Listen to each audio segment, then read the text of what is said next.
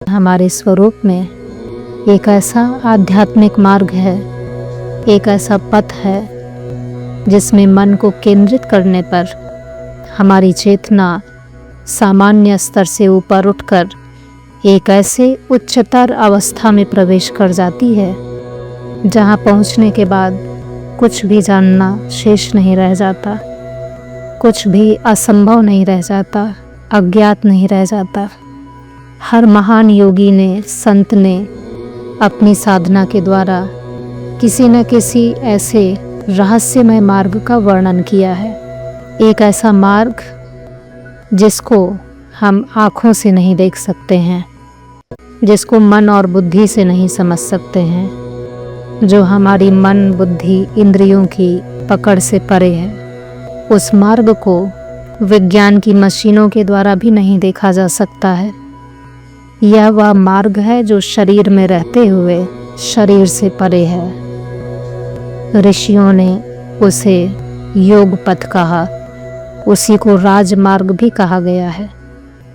आध्यात्मिक ग्रंथों में इस मार्ग को सुषुम्ना का मार्ग भी कहा गया है। यह वह मार्ग है जिसमें यात्रा करने के बाद हमारी चेतना सीमित से असीम हो जाती है। इस विज्ञान को जानने के बाद जीवन जीने का दृष्टिकोण और आयाम सब कुछ बदल जाता है। क्रिया योग ध्यान में साधक अपनी प्राण ऊर्जा को ऊर्ध्वमुखी करता है और उसको सुषुम्ना में प्रवेश कराता है। ऐसी अवस्था में उसे अवर्णनीय आनंद की प्राप्ति होती है।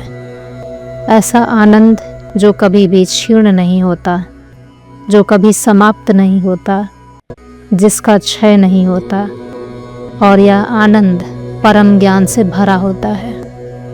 इस दिव्य आनंद की तुलना किसी भी अन्य चीज से नहीं किया जा सकता। क्रिया योग विज्ञान यह स्पष्ट करता है कि मनुष्य का शरीर केवल हाड़ मांस का ढांचा नहीं है। हमारे स्वरूप के भीतर प्राण ऊर्जा का प्रवाह हो रहा है। ठीक वैसे ही जैसे विद्युत के तार में विद्युत के प्रवाह होने से पंखा, टीवी, फ्रिज, अनेक उपकरणों को हम चलाते हैं, ठीक वैसे ही शरीर की नाड़ियों में ऊर्जा का प्रवाह होने से शरीर की संपूर्ण क्रियाएं संचालित होती हैं। नाड़ियाँ क्या है? नाड़ियाँ वह सूक्ष्म मार्ग है, ऊर्जा का वह सूक्ष्म प्रवाह है जिसको हम आँखों से नहीं देख सकते हैं।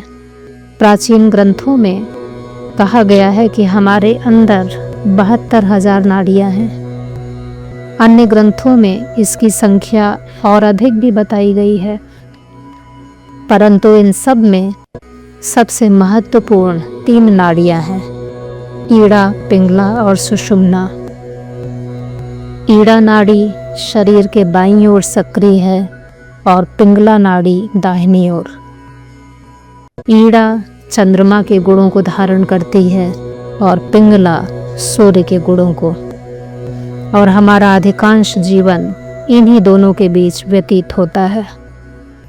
आत्मज्ञानी ऋषियों ने स्पष्ट किया है कि जब तक हमारी चेतना इन दोनों नाड़ियों में घूमती रहती है, तब तक हम द्वंद्व में घिरे रहते हैं। सुख दुख, पाप पुण्य, अच्छा बुरा, मान अपमान, जन्म मृत्यु, इसी में उलझे रहते हैं। इसीलिए ऋषियों ने सुषुम्ना मार्ग की खोज किया, जो हमारे मेरुदंड के मध्य स्थित ऊर्जा का मार्ग है। यह ईड़ा व पिंगला के मध्य से गुजरता है, इसीलिए इसको मध्यम मार्ग भी कहा गया है। सामान्यतया यह सभी मार्ग हमारे अंदर सूक्ष्म रूप में विद्यमान है और सुषुम्ना का मार्ग सुषुप्त रहता है। हमारा प्राण केवल ईड़ा और पिंगला में ही घूमता रहता है और इसी कारण हम द्वंद्व में फंसे रहते हैं। क्रिया योग ध्यान के द्वारा जब हम सुषुम्ना को सक्रिय कर लेते हैं, सुषुम्ना मार्ग में हम प्रवेश करने लगते हैं, तब हमारी मुक्ति की यात्रा का प्रारंभ होता है। इसके सक्रिय होने पर साधक को जिस अवस्था की प्राप्ति होती है उसी को कैवल्य कहा गया है। इन समस्त विचारों को जो हमने सुना, इसको अनुभव करने के लिए क्रिया योग की भक्तिपूर्वक साधना अनिवार्य है। सुनने से, पढ़ने से, लिखने से या मानसिक बौद्धिक तर्क वितर्क से हम ज्ञान का अनुभव नहीं कर सकते हैं।